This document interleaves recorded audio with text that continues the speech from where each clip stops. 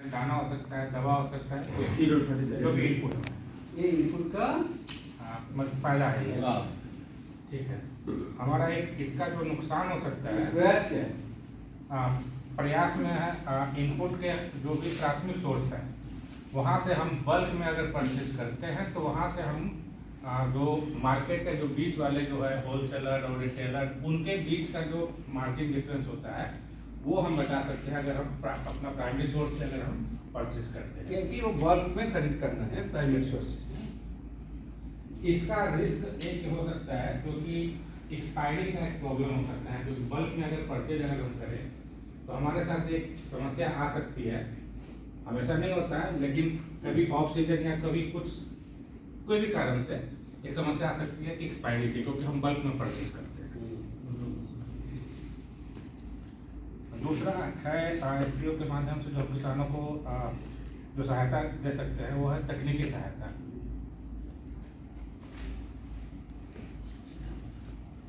तकनीकी सहायता जब भी किसान कोई भी काम करते हैं, एग्रीकल्चर से रिलेटेड हो या एनिमल हस्बेंड्री से रिलेटेड हो, तो उनको कुछ ना कुछ समस्या हमेशा आती है, तो उस समस्या को निदान करने के लिए हम लोग उसको एफपीओ की तरफ से तकनीकी सहायता दे सकते हैं। इसका जो प्रयास जो है प्रयास के लिए हम लोग क्या करेंगे, हम अपने जो स्टाफ है उसको प्रशिक्षित कर सकते हैं या फिर प्रशिक्षित स्टाफ का बहाली कर सकते हैं। लेकिन एक इसका रिस्क ये होगा कि हमारा जो एफपीओ का जो खर्च है, एक्सपेंडिचर है, वो इंक्रीज होगा, क्योंकि जो ट्रेंड स्टाफ होते हैं उनका सैलरी या फिर जो होता है वो ज़्यादा होता है। फायदा पहुंचा सकते हैं वो है किसान को सीधा बाजार से हम जोड़ सकते हैं।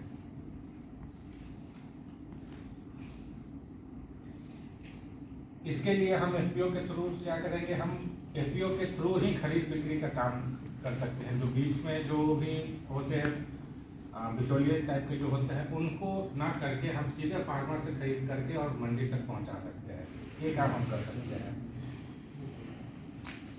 लेकिन इसका जो एफपीओ के ऊपर एक जो रिस्क आ सकता है वो है कि हमारे पास एफपीओ के पास पूंजी का अभाव हो सकता है, कि बीच में जो बफर टाइम जो होता है, बफर जोन जो होता है, उसमें हमारा कैश फ्लो रुक सकता है। तो ये हमारे साथ एक दिक्कत हो सकता है एफपीओ के साथ। और चौथा फायदा हम लोग पहुंचा सकते हैं किसानों को जो सरकारी योजनाएं जो आती हैं उनको हम किसानों तक पहुंचाने में मदद कर सकते हैं। जिनको जानकारी नहीं होता उनको जानकारी देकर के पहुंचवा सकते हैं उनको।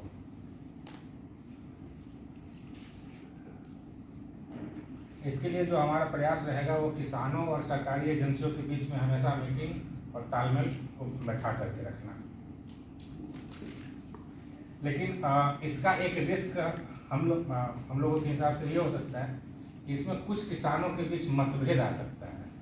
मतभेद इन द सेंस क्या होगा कि अगर हमारे पास 500 किसान हैं और हम सरकारी योजना में अगर हम 100 किसानों को अगर योजना अगर दिलवा दें तो बाकी के 400 किसानों के बीच में ये प्रॉब्लम आ सकता है, ये सोच आ सकती है कि हमको नहीं मिला, इनको मिला, मुझे नहीं मिला।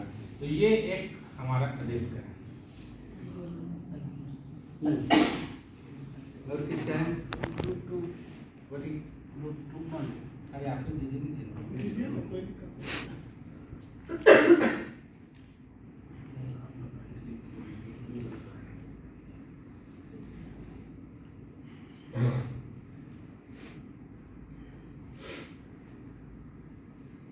जल्दी पढ़ो।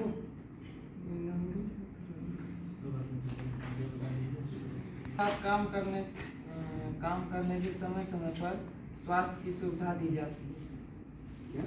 स्वास्थ्य हेल्थ कैंप करवा।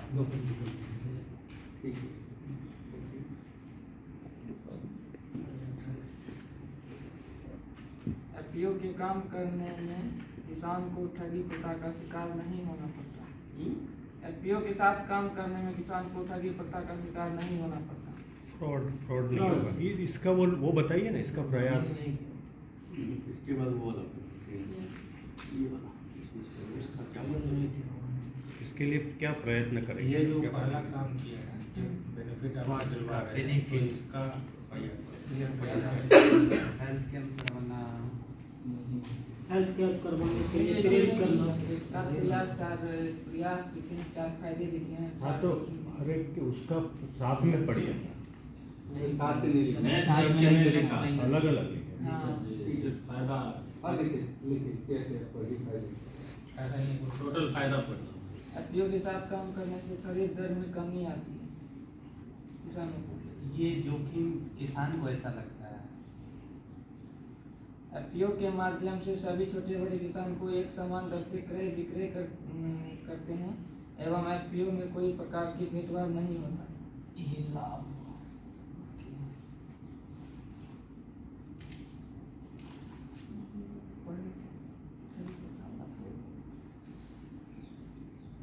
इसके बाद प्रयास है सर, किसानों को एफपीओ के साथ काम करने के लिए प्रेरित करना। इसके साथ आएगा ना? उसी के साथ नहीं, ये कौन सा, ये आपका फायदा है, उसके फायदा। साथ में आएगा। किसानों के साथ समय समय पर बैठक करना। किसान को बाजारों में उचित मूल्य दिलाने में मदद करना। जैसे बकरा खरीद बिक्री करते हैं व्यवसाय, एफपीओ से जोड़ने के लिए प्रेरित करना।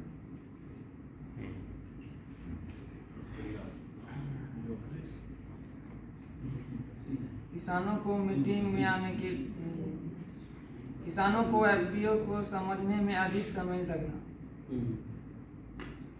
मौसम परिवर्तन होने से नुकसान हो सकता है। बाजार दर की घटोतरी बढ़ोतरी होने की संभावना। किसानों को लगता है हेल्थ कैंप के माध्यम से जो दवा मिलेगा उससे जोखिम हो सकता है। स्वास्थ्य सुधार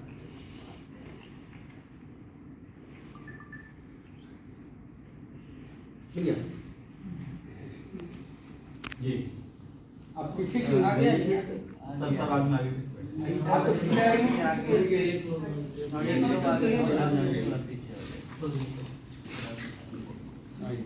आगे फ्रंट पे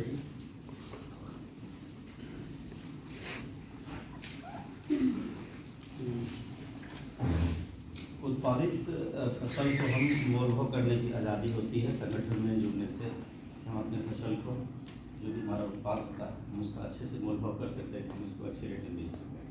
इंग्लिश कुछ नहीं क्या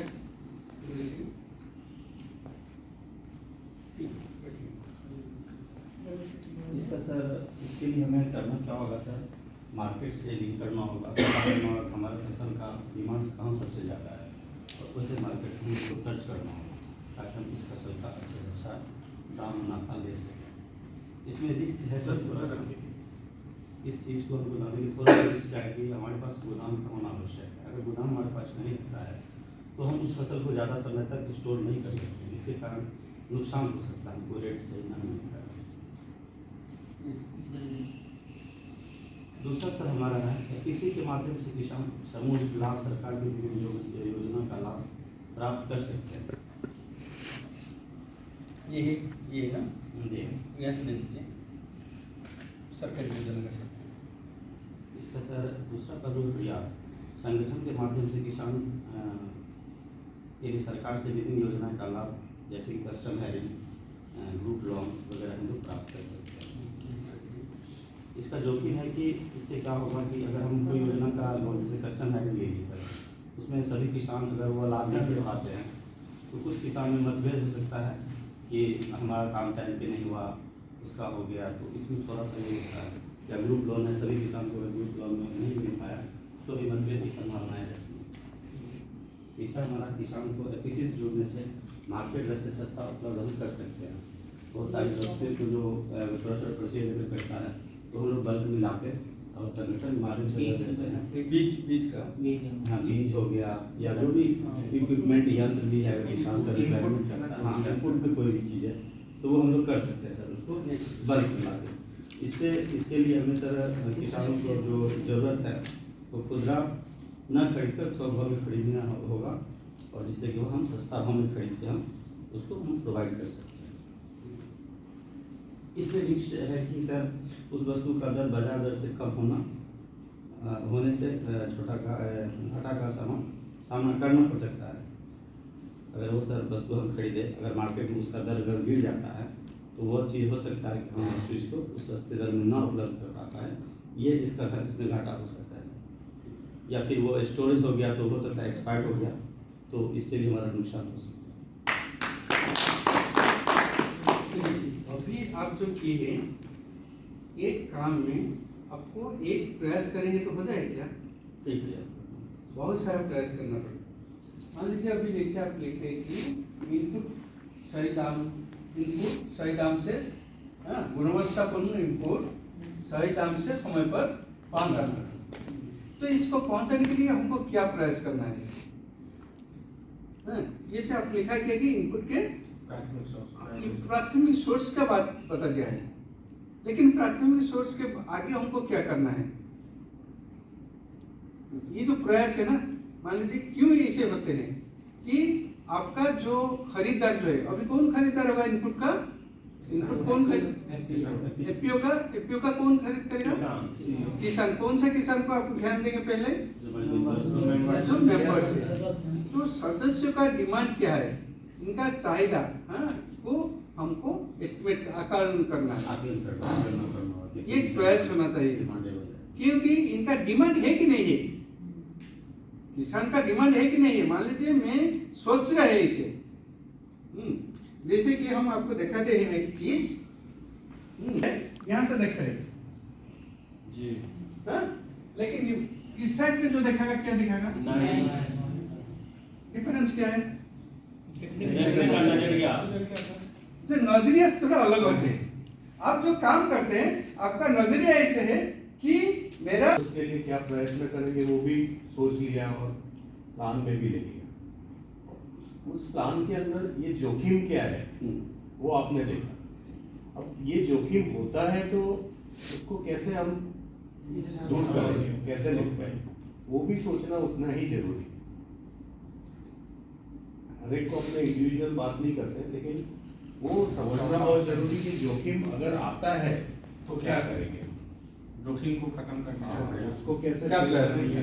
उस टाइम पे हमारे पास 1 2 3 4 क्या उसके सॉल्यूशन का मैकेनिज्म क्या है, वो सोचना बहुत जरूरी है। और जब भी आपका बीओडी मीटिंग्स होता है, सपोज जब प्लान करेंगे तो हम ये प्रयत्न करेंगे, तो सीईओ बोर्ड के साथ डिस्कस करेगा, है ना।